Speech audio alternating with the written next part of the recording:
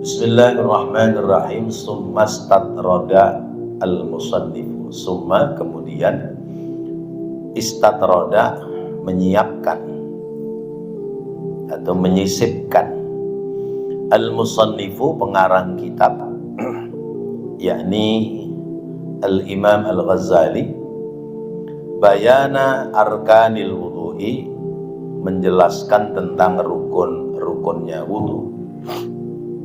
Faqala maka beliau berkata wa fardul wudu'i sittatun dan fardunya wudu itu ada 6. Ghaslul wajhi yang pertama adalah membasuh muka. Walau bi fi'li ghairihi sekalipun dikerjakan oleh orang lain. Bila idnihi dengan tanpa izin dari yang punya muka. In kana dzakiran lin niyati, in kana apabila ada dzakiran orang itu menyebutkan lin niyati dalam niatnya. Wal yadaini dan yang kedua membasuh kedua tangan.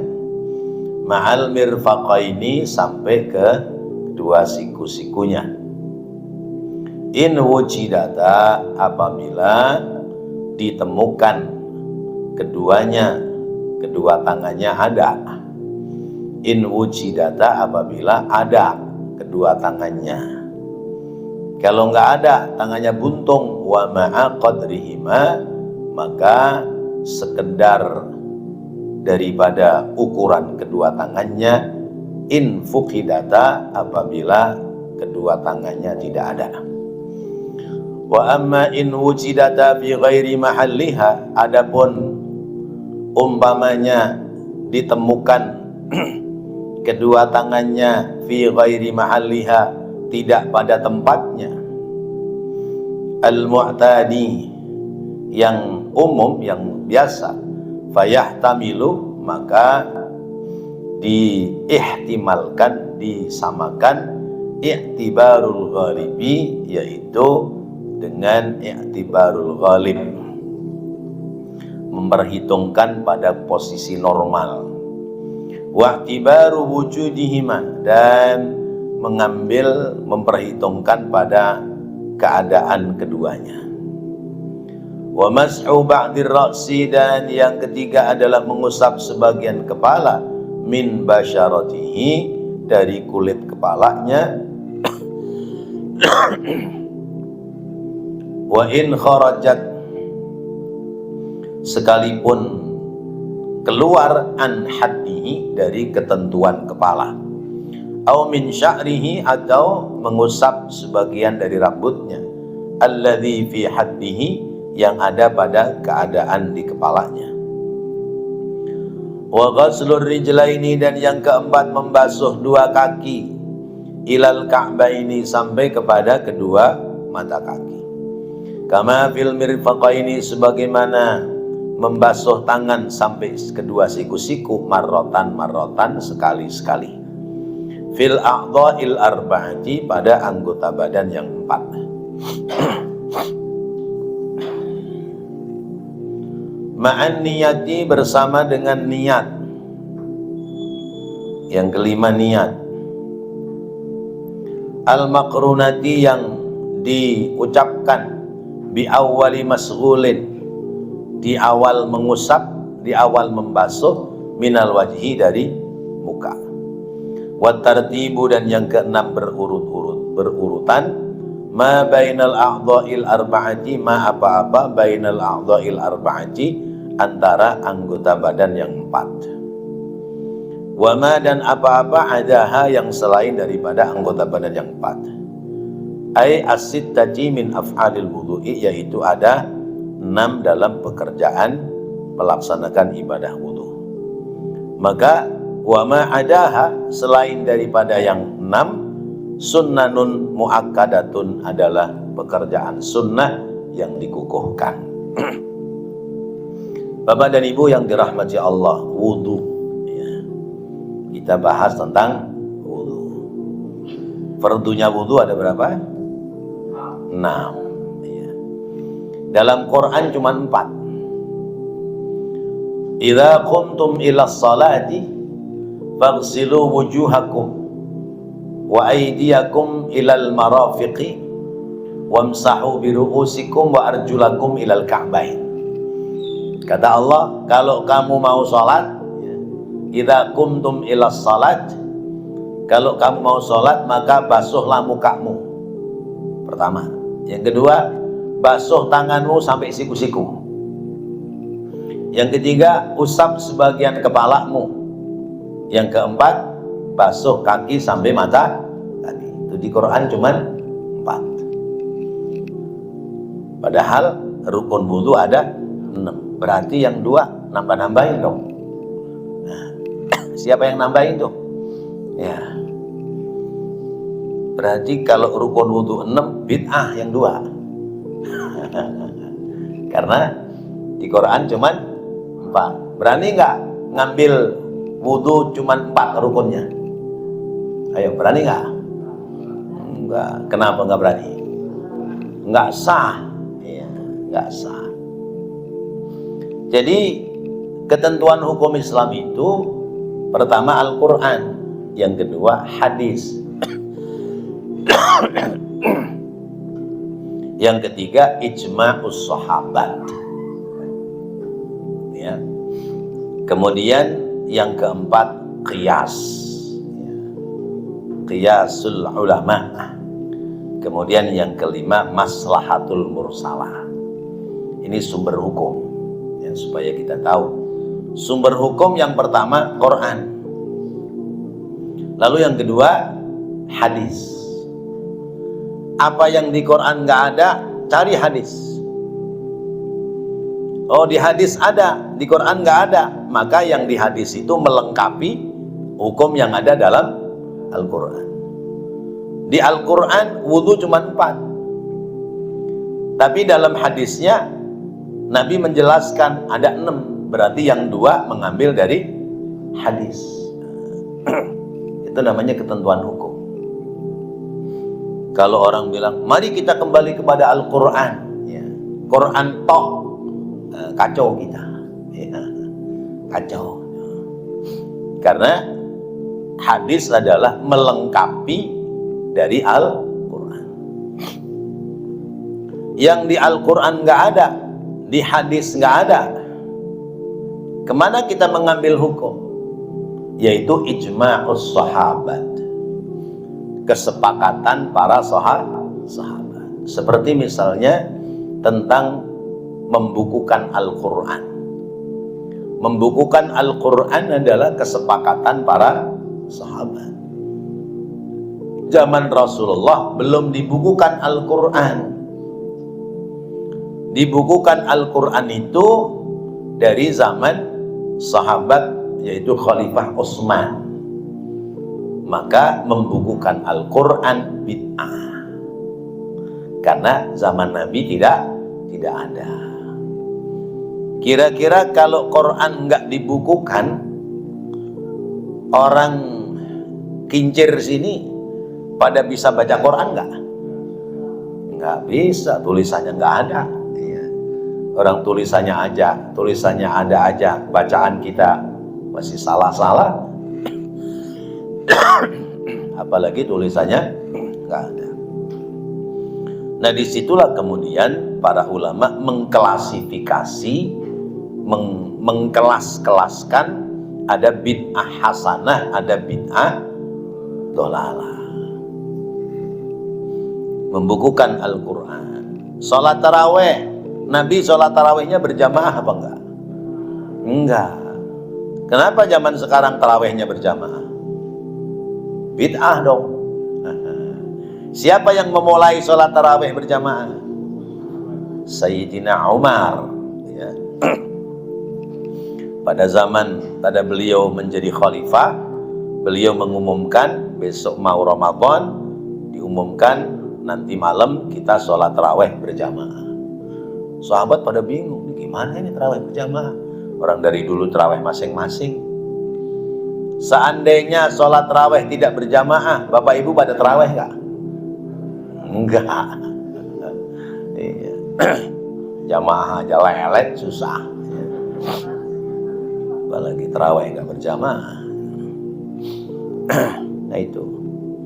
Jadi banyak pekerjaan-pekerjaan ya, atau hukum-hukum yang zaman Nabi belum terjadi pada zaman sahabat. Maka diambilnya dari ya ijma'us sahabat, kesepakatan para sahabat. Nah, yang belum terhimpun dalam kesepakatan sahabat, misalnya muncul hukum baru, terjadi masalah, maka kembali kepada ulama-ul mujtahid. Ya, ulama-ulama yang mereka berijtihad. Biasanya misalnya dalam Quran sudah ada ketentuan hukum, tapi beda modelnya, cuman sama ketentuannya, maka namanya dikiaskan, ya, dicocokkan. Misalnya dalam Al-Quran ada nggak hurrimat alaikumul ganja? Ada nggak hurrimat alaikumul ganja wal morfin wal hasis wal sabu-sabu? Ada nggak di Quran? Misalnya ini nggak ada. Ya. Kalau begitu ganja, morfin, sabu-sabu, ya, halal dong. Orang di Quran nggak ada. Nah, dikiaskan kemana ini? Ini barang-barang kalau dikonsumsi menjadikan sebab mabuk. Oleh karena itu berarti dikiaskan kepada khamr. Ya, Allah menyebutkan bahwa khamr itu hukumnya haram. Yas'alunaka 'anil khamri wal maisir qul fihima ismun kabirun wa manafi'u linnas wa ismuhuma akbaru min naf'ihima. Itu pertama begitu. Mereka pada bertanya kepadamu wahai Nabi tentang khamr dan judi. Katakan bahwa pada kedua pekerjaan ini banyak celakanya daripada manfaatnya. Celakanya lebih besar daripada manfaatnya. Sampai turun ayat berikutnya, innamal khamru wal maisir wal ansab wal azlam rijsun min amali syaitan fajtanibuhu la'allakum tuflihun. Sesungguhnya khamr, judi dan sejenisnya itu semua adalah perbuatan keji, perbuatan setan, maka tinggalkan. Nah, berarti benda-benda yang baru ada itu dikiaskan, dicocokkan dengan hukum yang sudah ada dalam Al-Quran. Nah, kembali pada persoalan wudhu. Jadi dalam Al-Quran ya, rukun wudhu hanya 4, maka yang 2 diambil dari as-sunnah, dari hadis, bahwa Rasulullah menyampaikan innamal a'malu binniyat. Sesungguhnya amal perbuatan itu tergantung kepada niat. Jadi kalau kita wudhu nggak ada niat, sah nggak wudhunya? Enggak. Nah, niatnya kapan? Yaitu qasdus syai'i muqtaranan bi fi'li, menyengaja sesuatu yang dibarengkan dengan perbuatannya. Kapan mulai wudhu? Saat membasuh muka, basuhan yang pertama. Maka pada basuhan yang pertama itu hati kita ngomong, saya niat wudhu untuk menghilangkan hadas kecil karena Allah. Adapun kalimat nawaitul wudhu'a li raf'il hadasil asghari lillahi ta'ala, itu namanya talaffuzun niyah, melafalkan niat. Melafalkan niat itu mengantarkan hati supaya konsentrasi dalam niat. Salat pakai usolli, ya. Usolli fardhul maghribi salasa raka'atin mustaqbilal qiblati adaan ma'muman lillahi ta'ala. Itu namanya talaffuzun niyat, melafalkan niat. Niat yang sesungguhnya kapan? Saat kita ngangkat tangan, lisan kita ngucap Allahu Akbar, hati kita niat Allah. Pada saat Allah panjang itu hati niat saya niat sholat maghrib 3 rakaat pada waktunya menjadi makmum karena Allahu Akbar. Itu. Nah itu namanya niat. Sehingga orang sholat baca usolli batal. Orang sholat baca usolli batal. Karena baca usollinya sesudah sholat. Tapi kalau baca usollinya sebelum takbiratul ihram, batal nggak sholatnya? Enggak. Ini belum paham nih, belum dong ini. Ya.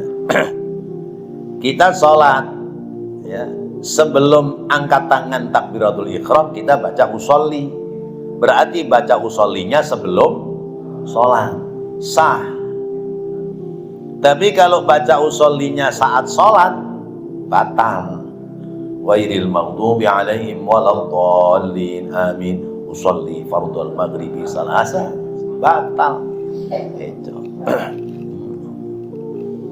Jadi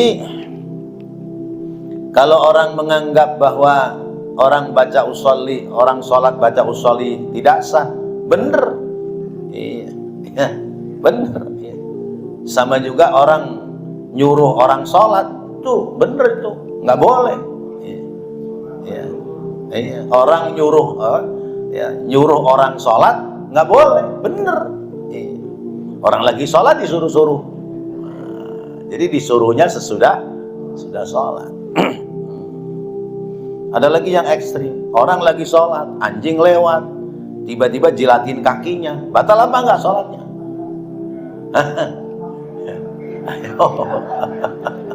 Bingung kan? Ya nggak batal, orang anjing jilatin kakinya sendiri. Ini dua kalimat yang berbeda. Orang lagi sholat, anjing lewat, tiba-tiba jilatin kakinya. Kaki siapa dulu? Kalau kakinya anjing ya nggak batal. Kalau kakinya yang lagi sholat ya batal. Itu. Ada lagi yang ekstrim lagi. Orang sholat pakai peci putih nggak sah, makmum sama peci hitam. Bingung kan? Lah peci dimakmumin. Ini peci hitam taruh di depan. Kita makmum sama peci hitam, sah apa enggak? Jangan peci hitam, peci putih juga kagak sah. Masya Allah. Itu namanya omongan dibelok-belokkan ya. Makanya kita kudu nalar, kudu paham ya. Alhamdulillah orang daerah Pasar Sore sini, orang perempuan kalau hamil itu ya kalau melahirkan nggak keluar duit ya. Nah, ya. Kalau melahirkan nggak keluar duit. Kalau melahirkan keluar duit, mak beranak mulu. Ya Allah. Ya begitu. Emang juga sekarang ya orang udah nggak bisa mandi di guci ya. Sekarang orang sudah nggak bisa mandi di guci. Dari dulu kagak bisa. Bukan karena gucinya longsor, memang gucinya kecil tuh nggak bisa buat mandi. Ya Allah. Ya. Jadi pertama membasuh muka. Muka itu mana batasannya?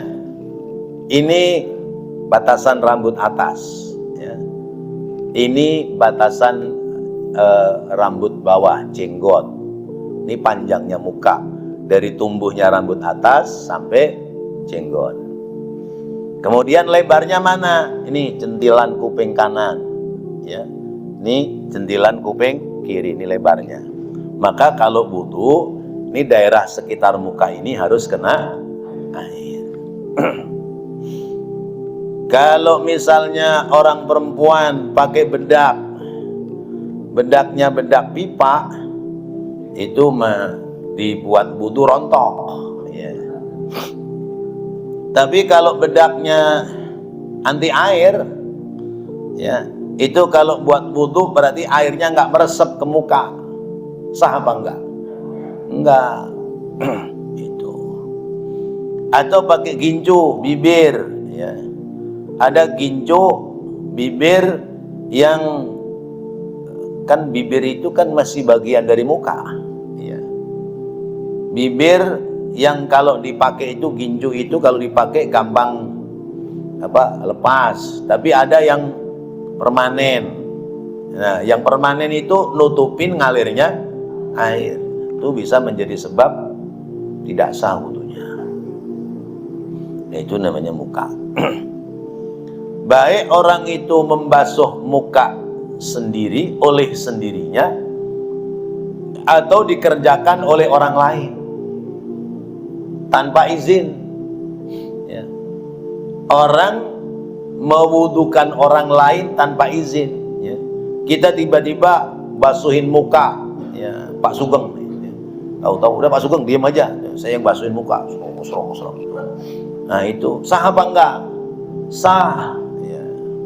Boleh, ya.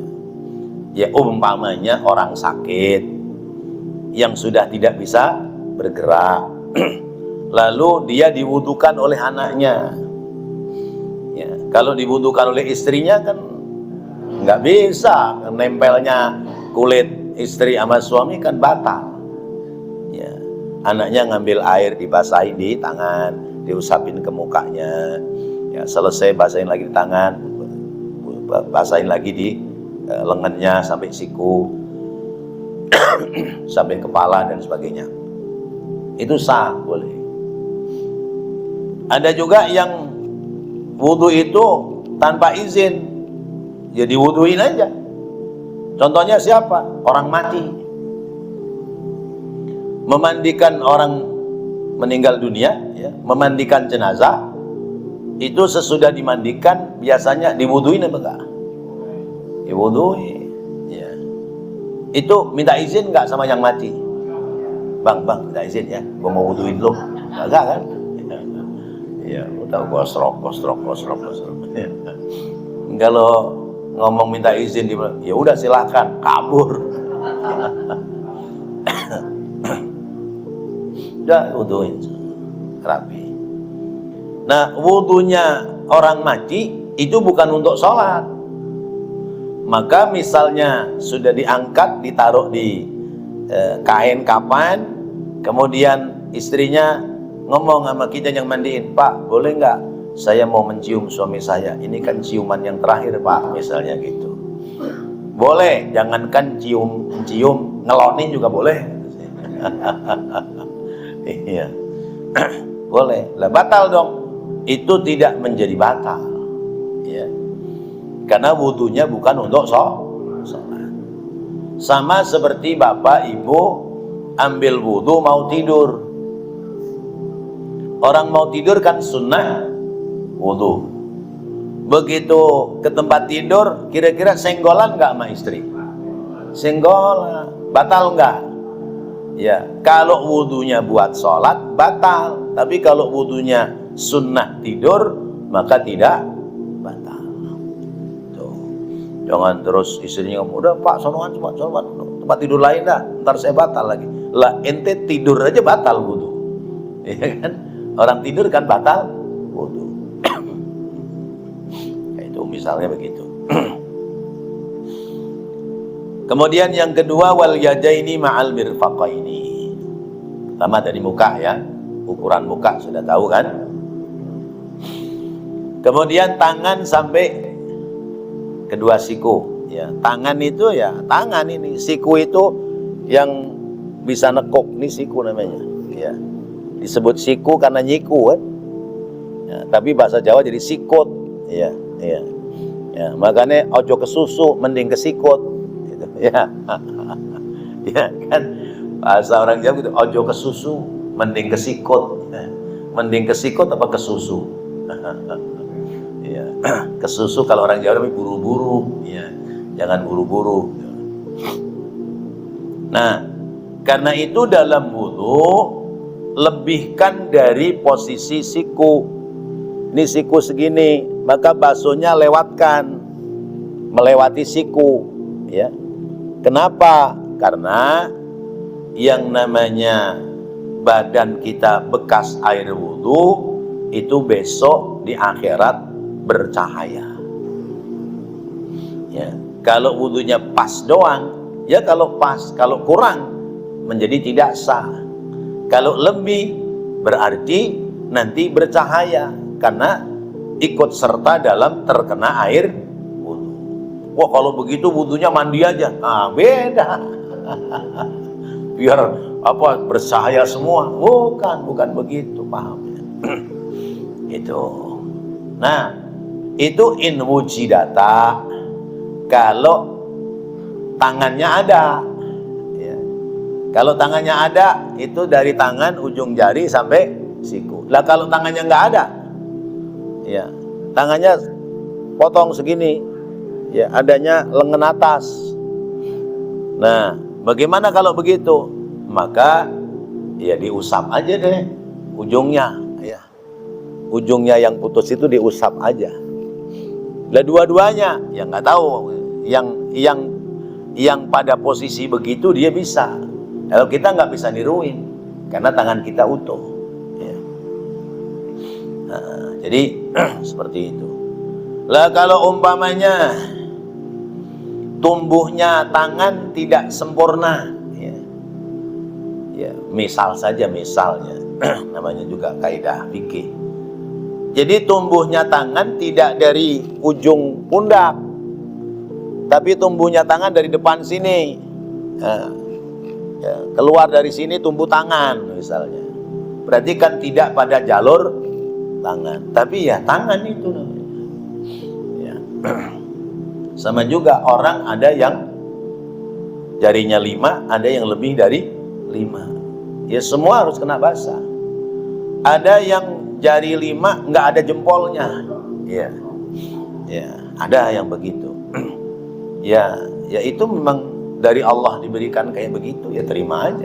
Ya. Makanya begitu suruh cap jempol marah-marah dia. Ya di kelurahan, ya sesudah tanda tangan suruh keluarin jempolnya 2. Mau bikin KTP kan, cap jempol, keluarin jempolnya 2, telunjuk lagi, ya, karena jempolnya ketelunjuk. Ya. Jempol mas, jempol, ini jempol saya pak, ini telunjuk saya, sama begini. Ya kadang ada yang begitu. Ya. Jadi kalau kedua tangannya tidak pada posisi normal, maka ya anggap saja bahwa itu adalah bagian dari tangan. Nah, lalu pada bagian-bagian anggota wudhu itu kita harus yakin bahwa bagian anggota wudhu kita tidak ada benda yang menghalangi mengalirnya air. Orang perempuan pakai pacar kuku. Ya, kalau pacar kukunya semacam henna, ya, atau kalau zaman dulu daun pacar, ya. Kan zaman dulu kan kalau mau jadi manten kan numbuk daun pacar tuh ya, ya terus di kuning-kuningin tuh mantan perempuan. Nah itu nggak apa-apa. Karena daun pacar itu kalau ditempelin dia meresep ke dalam. Jadi kulit dan kuku ini tetap terkena air. Tapi kalau yang model cat kuku ya, cat kuku itu berarti harus dibuang, harus dibersihkan terlebih dahulu sebelum mulai berwudu. Kemudian wa mashu ba'dir ra'si, mengusap sebagian kepala, min basyaratihi, ya, dari kulitnya sampai rambutnya. Mana yang disebut kepala? Yang disebut kepala adalah bagian badan paling atas, bagian tubuh paling atas yang ditumbuhi oleh rambut, itu kepala. Jadi ya tadi kan muka segini ke bawah, berarti kesananya kepala. Sampai mana? Sampai tumbuhan rambut yang paling belakang. Begitu pula kanan kirinya. kanan kirinya ini apa namanya ini cambang, ya. Maka yang numbuh ini di atasnya posisi lurus ke telinga, ujung telinga, jentilan telinga, muka, kesananya berarti kepala. Nah itu harus basah, basah kulitnya, juga basah rambutnya. Imam Syafi'i menghukumkan sebagaimana dilansir oleh Imam Ghazali bahwa mengusap kepala itu sebagian kepala. Sekalipun imam yang lain kepala itu tidak diusap tapi dibasuh, seperti basuh muka, basuh tangan, basuh kaki. Tapi Imam Syafi'i menyebutnya adalah mengusap, karena wudhu ini dinisbatkan kepada pekerjaan dosanya Nabi Adam. Bahwa Nabi Adam ketika digoda oleh iblis untuk makan buah khuldi, itu Nabi Adam jalan, ya. Nah jalan itu berarti menggunakan kaki, menggunakan tangan, ya. Lalu menggunakan muka untuk melihat. Adapun kepala itu sesungguhnya ke bawah aja, ya. Kepala tidak pada posisi untuk mengambil buah khuldi, tapi karena di bawah jalan maka kepala ikut-ikutan kena dosa. Tapi dosanya tidak sedominan tangan, kaki, dan muka. Maka muka, tangan, kaki dibasuh, dibasuh. Kalau kepala diusap karena ke bawah doang. Itu di kitab lain dijelaskan begitu. Mengusap sebagian kepala. Namanya mengusap itu ya asal dikasih air, udah diusapkan kepala.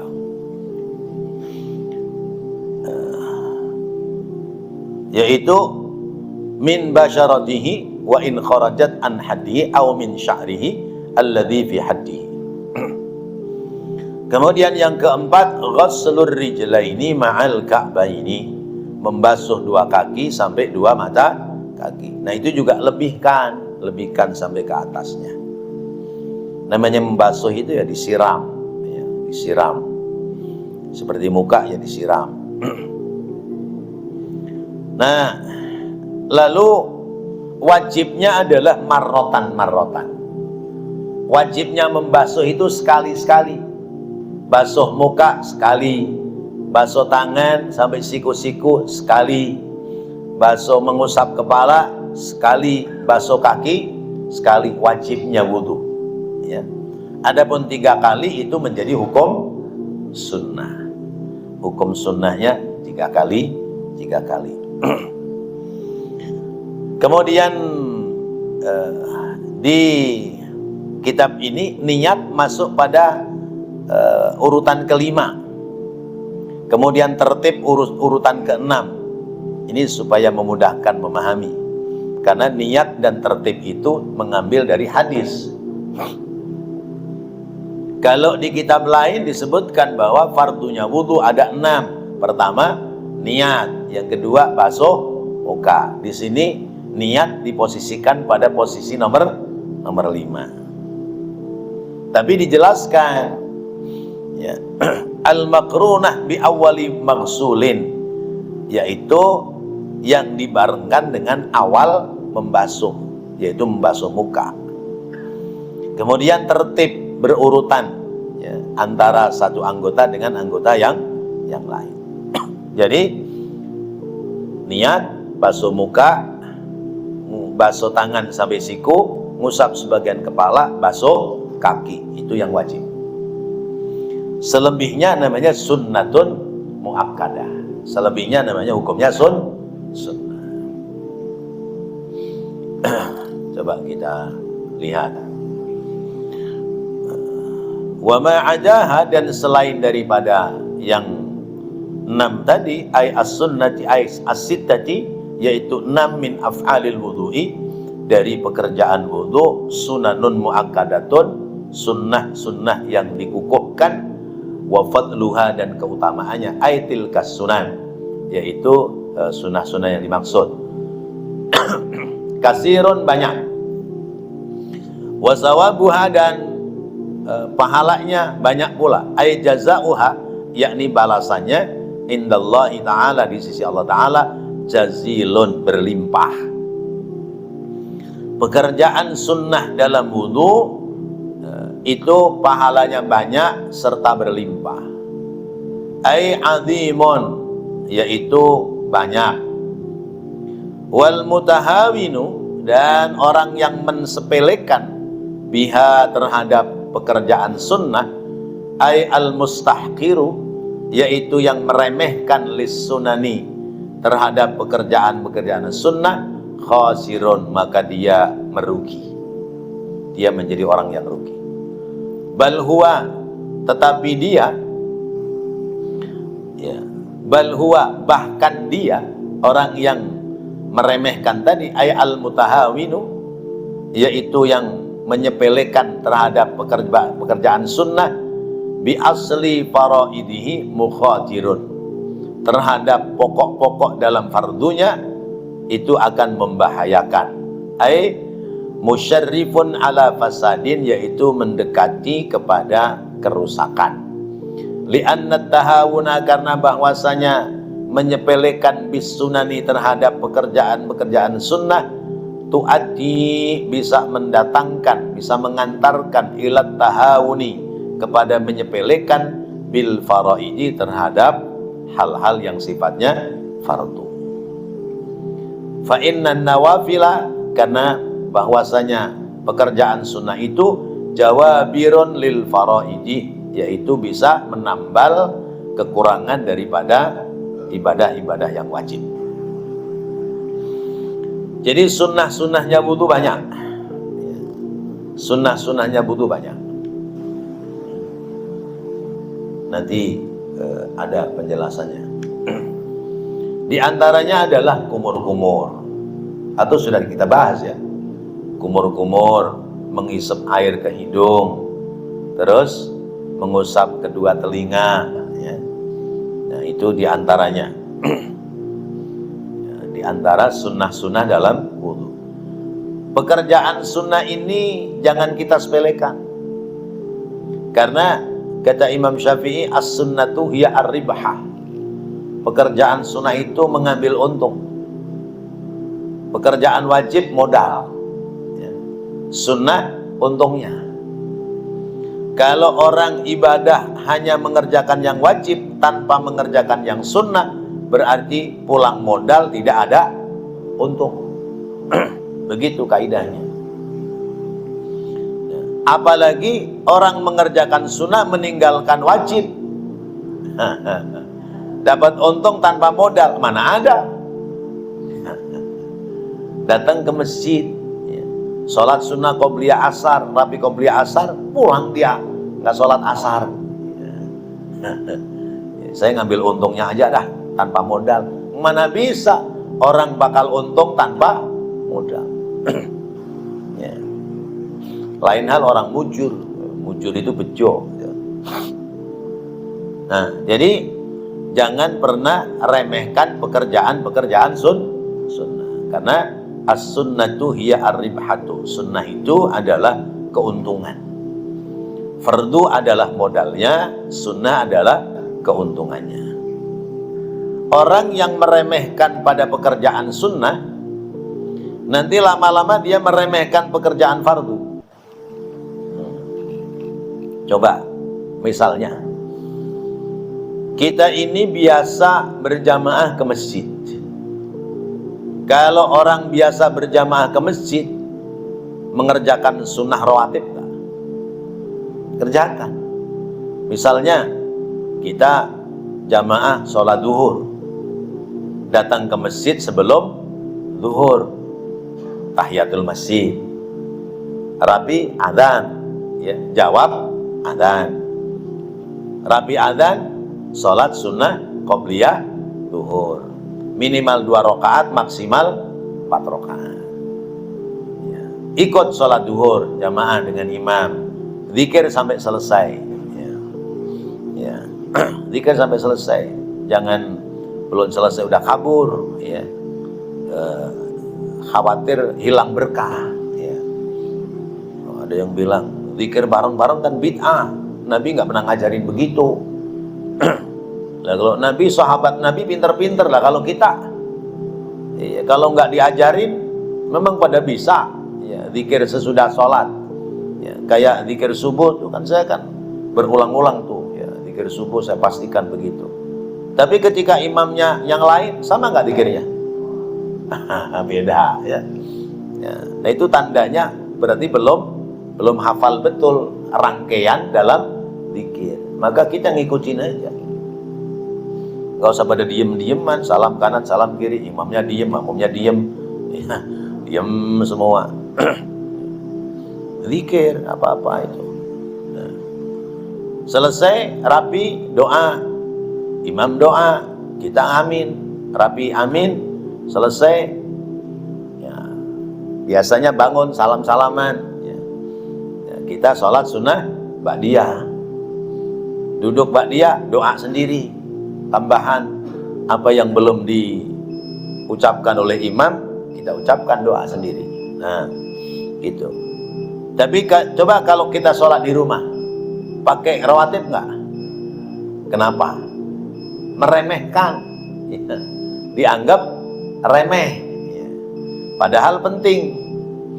Nah, maka kadang-kadang karena seringnya meremehkan sunnah-sunnah, akhirnya yang fardu juga jadi dianggap remeh, sepele. Itu.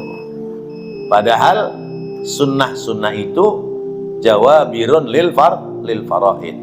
Ya, pekerjaan sunnah adalah sebagai penambal kekurangan pekerjaan-pekerjaan yang wajib.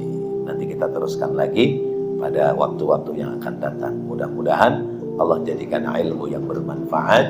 Amin ya rabbal alamin. Rabbana taqabbal minna innaka antas samiul alim wa tub alaina innaka antat tawwabur rahim. Rabbighfir warham wa anta khairur rahimin. Wa sallallahu ala sayyidina Muhammadin wa ala alihi wa sahbihi wa sallam. Walhamdulillahi rabbil alamin. Wassalamualaikum warahmatullahi wabarakatuh.